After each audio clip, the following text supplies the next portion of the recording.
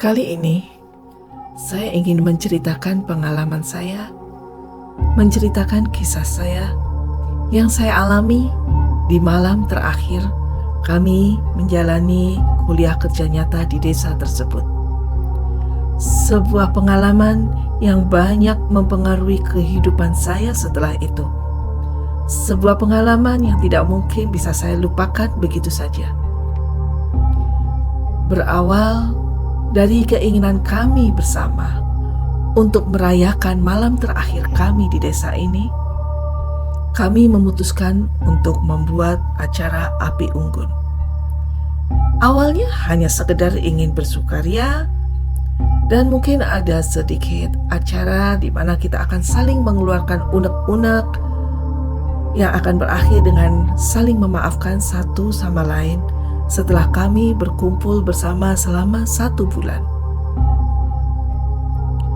Peserta KKN di desa ini kurang lebih ada 20 orang.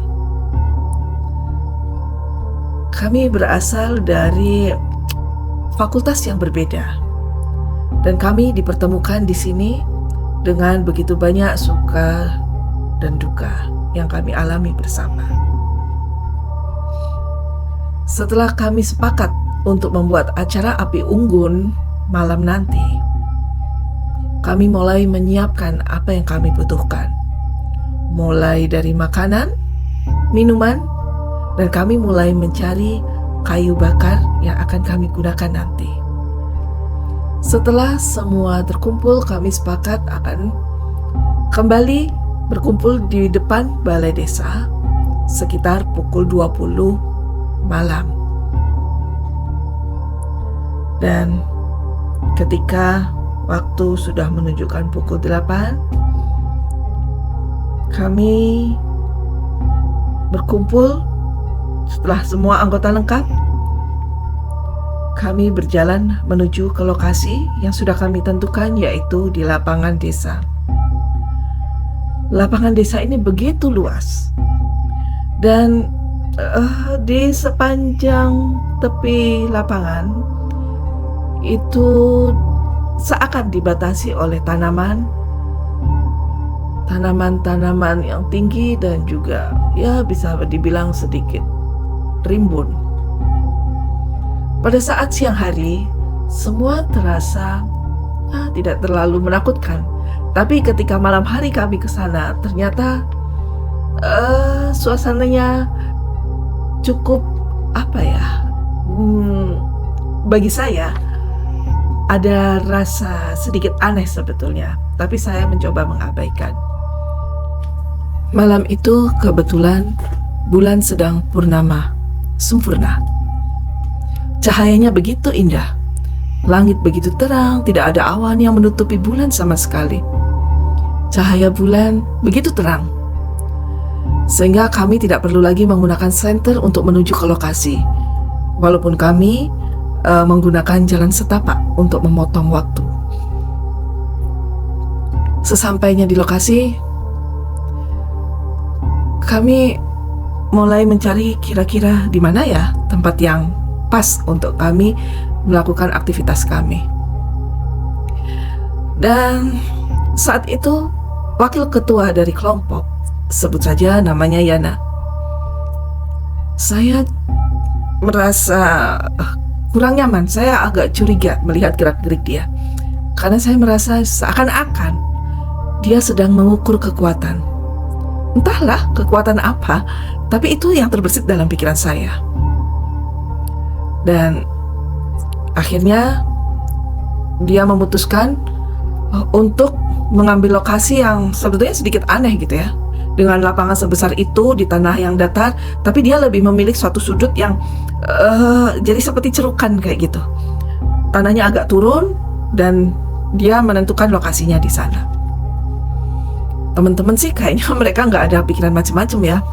Oke lah, kami ikuti kemauan dari Yana. Kemudian kami mulai menyusun itu untuk kayu bakar untuk api unggun itu kita susun. Dan teman-teman yang perempuan mereka nyiapin makanan tuh di piring kecil kayak gitu kan, diletakkan di depan tiap-tiap anak gitu. Awalnya semua sih oke-oke aja gitu ya. Kita makan bareng di sana, kemudian kita saling cerita, ya kita bercanda gitu aja sih. Sampai akhirnya kami memutuskan untuk saling mengeluarkan unek-unek kami selama 1 bulan menjalani KKN di desa tersebut. Mungkin ada saling marah satu sama lain. Ya saat itulah kami memutuskan untuk mengeluarkan semua unek-unek kami. Dan setelah itu kami saling bermaaf-maafan. Tanpa terasa waktu sudah menunjukkan hampir pukul 12. Dan tiba-tiba saja Yana, dia berdiri dan dia mengatakan kepada kami bahwa dia ingin membuat acara yang akan kami kenang untuk jangka waktu yang lama. Dia bilang ini kenang-kenangan dari saya buat kalian semua. Dia meminta kami untuk tetap duduk bersila, kemudian dia minta kami untuk menutup mata. Oke lah, kami berpikir dan teman-teman juga berpikir, oh ini mau bikin acara seru-seruan nih, kayak api unggun kalau kita sedang menjalani kayak latihan alam atau mungkin anak-anak pramuka kayak gitu kan, ada acara seru-seruan tuh. Oke lah, kita ikutin. Tetapi tiba-tiba Yana mengatakan sesuatu yang cukup menakutkan. Dia berkata, tutup mata kalian. Malam ini saya akan menunjukkan kepada kalian bahwa selain manusia, kita hidup berdampingan dengan makhluk Allah yang lainnya. Dan malam ini kalian akan mengetahuinya. Sebelum kami menyadari apa yang terjadi, Yana mengeluarkan suara yang sangat menakutkan.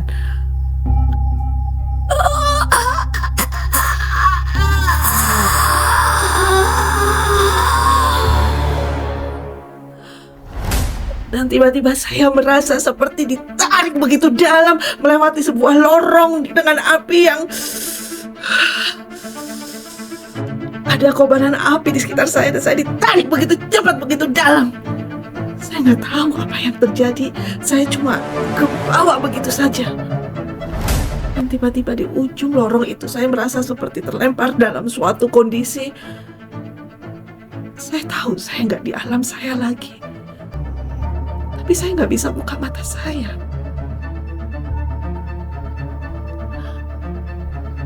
Saya cuma bisa mendengar si Yana bicara.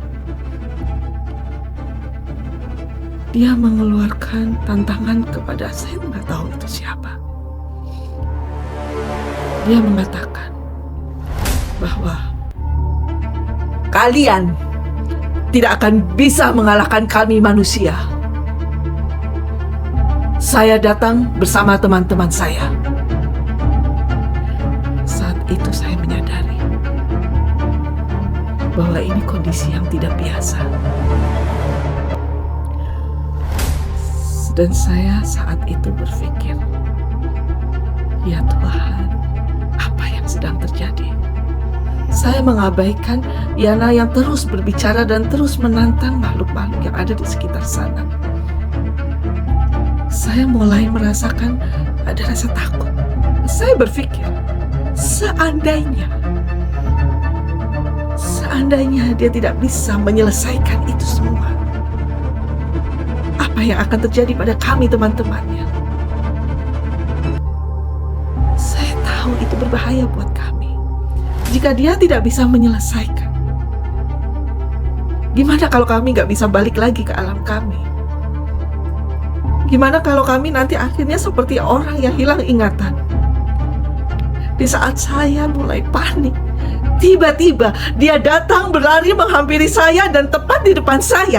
Dia memukul air mineral yang ada di depan saya.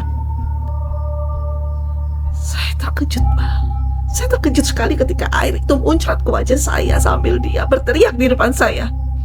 Kamu harus percaya sama aku. Kamu gak boleh seperti itu. Percaya sama saya.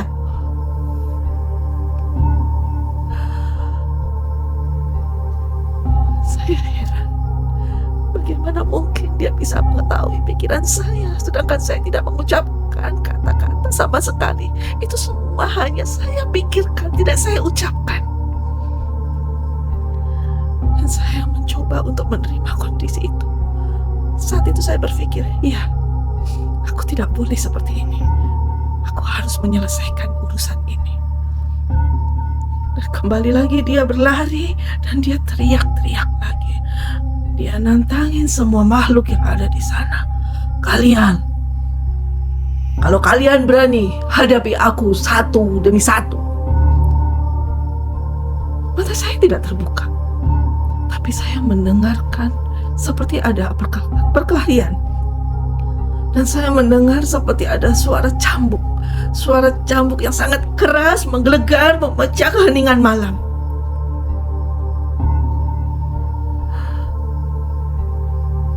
Bisa dibayangkan seperti apa perasaan kami. Dan tiba-tiba saya merasakan ketakutan yang amat sangat. Rasa takut sekali, takut. Dan saya hampir tidak bisa mengontrol rasa takut saya. Saya merasa mulai mual. Dan saya merasa batin saya sangat menggigil, sangat gemetar. Dan dia berlari lagi ke arah saya.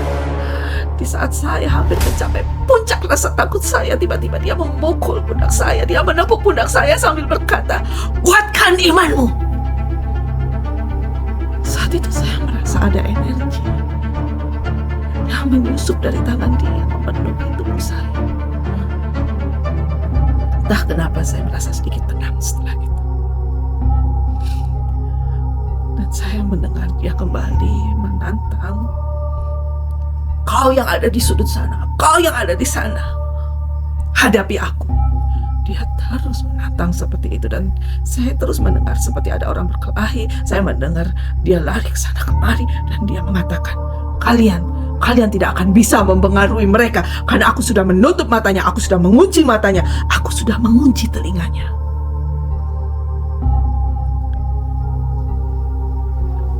Tapi saya masih mendengar semuanya. Saya mendengar dia berlari ke sana kemari. Tapi saya merasa sedikit tenang. Karena saya merasa mendengar ada begitu banyak derap kaki yang berlari ke sana kemari. Ada di sebelah saya, sebelah kanan, sebelah kiri. Rasanya ada begitu banyak orang yang berlari. Dan saat itu saya berpikir, alhamdulillah, sudah banyak warga yang berdatangan kemari. Itulah yang saya pikirkan. Tapi entah kenapa mata saya tidak ingin terbuka sama sekali. Saya merasa nyaman aja mata itu tertutup. Dan saya merasa bahwa memang seharusnya seperti itu. Dan tiba-tiba saya merasakan ada gelombang rasa panik. Saya mendengar Yana mulai panik.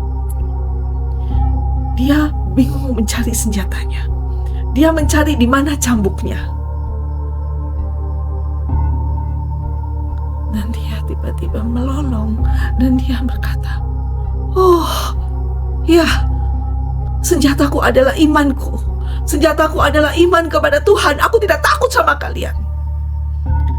Dan dia berteriak lagi, "Kalau kalian berani hadapin aku 1 lawan 1, tidak main keroyok seperti ini." Dan aku mulai merasakan kepanikan dalam dirinya.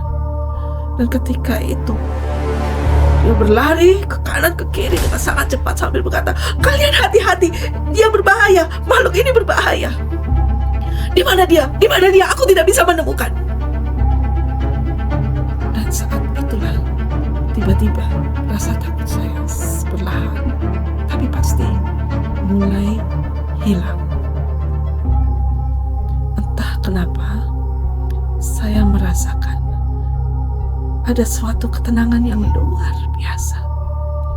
Jika tadi saya berdoa, saya sudah membaca apapun yang bisa, apapun yang saya ingat, tapi saya tetap didera rasa takut. Dan tiba-tiba saya merasakan ada suatu ketenangan yang menyusup di relung hati saya ketika saya memasrahkan semua kepada Tuhan. Tidak ada kata-kata. Saya hanya mengizinkan, "Ya Tuhan, aku pasrahkan semua kembali kepadamu." Dan ketika Yana berada di ujung rasa paniknya, saya hanya berpikir, dia ada di sebelah kanan saya. Dia berada di antara si A dan si B. Apapun yang saya pikirkan, itu pula yang dikejar oleh Yana. Apapun yang saya katakan dalam pikiran saya, itu pula yang dilakukan oleh Yana. Dan ketika Yana sudah tidak sanggup lagi untuk menghadapi itu, saya merasa seperti mendikte dia apa yang harus dia lakukan. Sampai akhirnya semua berakhir. Sampai akhirnya Yana berkata, "Alhamdulillah, kalian semua berhasil melewati ini." Dan dia mengizinkan kami untuk membuka mata kami kembali. Pada saat itu, saya melihat Yana sedang bersujud di hadapan saya. Dan ketika saya membuka mata, saya hanya melihat teman-teman saya dan api unggun yang telah padam. Saya sama sekali tidak melihat satupun penduduk desa ada di dekat saya. Tidak. Lalu siapa yang tadi berlarian ke sana kemari? Dan saya mendengar begitu banyak manusia di sekitar saya. Ternyata tidak ada siapa-siapa. Hanya teman-teman saya yang kondisinya sama seperti saya, membuka mata dan tampak bingung dengan apa yang terjadi. Kami diam sejenak waktu itu. Kami mencoba mencerna apa yang sebenarnya terjadi. Dan kami pun melihat Yana. Dia sedang duduk dan dia seakan mencoba untuk memahami apa yang sebenarnya sedang terjadi atau apa yang baru saja terjadi. Dia seperti orang linglung, sama seperti kami semua yang ada di situ. Hanya ada 3 teman saya yang mereka katanya tidak mengikuti acara ini. Dan mereka mengatakan, "Ayo kita pulang."